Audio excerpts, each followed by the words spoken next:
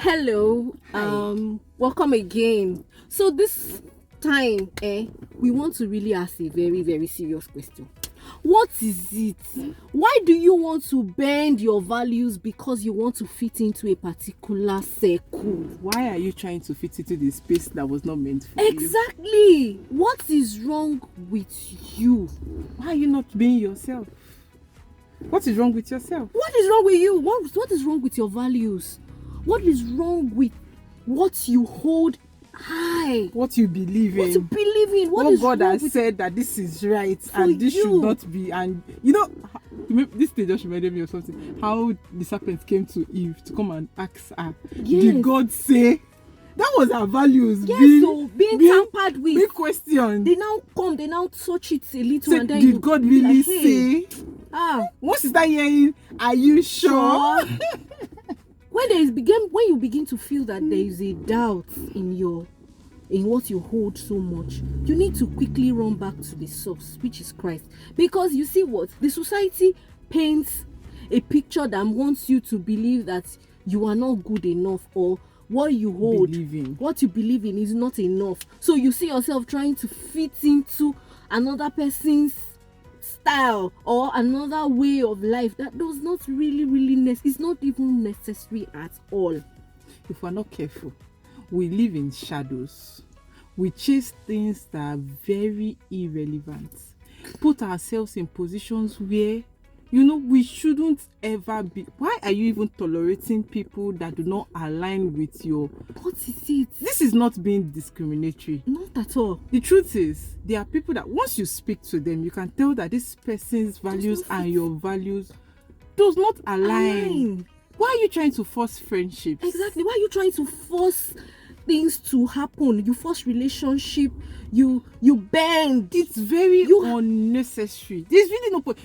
That way you put yourself in positions where you start pressured. You will be pressured. You start questioning yourself, questioning your own beliefs. Your principles will be contended with. Your conscience will always you will just compromise, and then because you've compromised, you don't even have a voice anymore. You can't speak again. You'll be silent.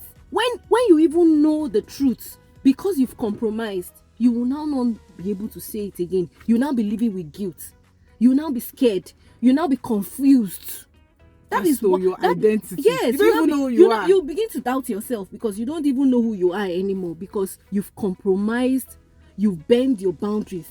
People should know you for this and cut it off when they are trying to cross. If you have not heard something like, I can't tell Gladys this thing, I cannot tell Success this thing, it's a no-go area. Exactly. You should check who you are. Somebody has told me that thing before. They had a discussion somewhere. I was not there. And when the report came back to me and they said, that so-and-so person said, talk to Gladys now. You just told the person that it's a no-go area. She won't do it. Yes. That should tell you that person understands that you have boundaries. Boundaries are so important. There are things that you can never bring to me. There are conversations that people are having that the moment we get there, they end it. It ends there. Like, let's stop. This person is coming. Because you will know that there are values, there are principles, there are boundaries that should never be crossed. And once the person is trying to, you tell that person, it's either you leave that place, or that discussion ends there.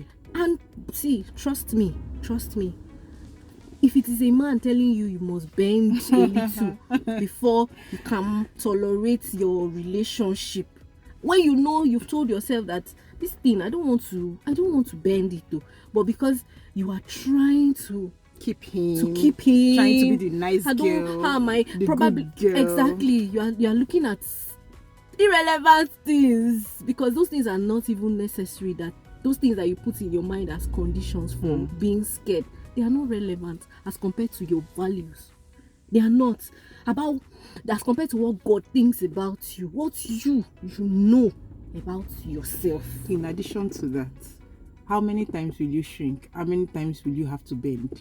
If you start one, just know that you will go the second time and you will go again. And it ties. That's the Because time. yes, because you have to continue. Once you accept the first time, just know that you of course, we are not saying when it comes to relationships generally, whether platonic, romantic, whatever it is, definitely some compromises will be made here and there, but there are some compromises you should never make. It is a no-brainer, it is a no-go area. And that is, in fact, the person should know your stance, that from the this is a beginning discussion we cannot have. It is very, you shouldn't be a everything goes person. Exactly. That is a wrong way of living life.